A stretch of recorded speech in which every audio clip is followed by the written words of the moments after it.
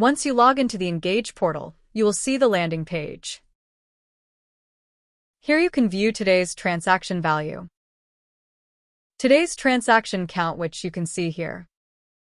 How many transactions were processed.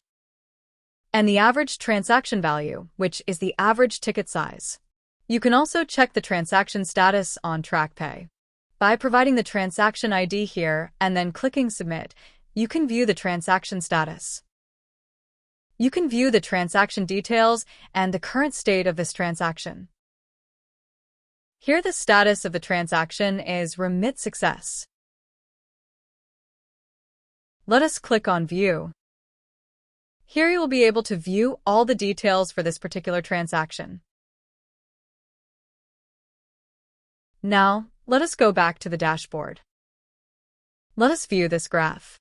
You will be able to see the transaction count, which is the number of transactions processed on that date. Here are the details. You can move the cursor and check the details that populate. This is the transaction count graph. That's all for today, folks. We shall be covering foreign exchange rates and ledger position in the upcoming videos.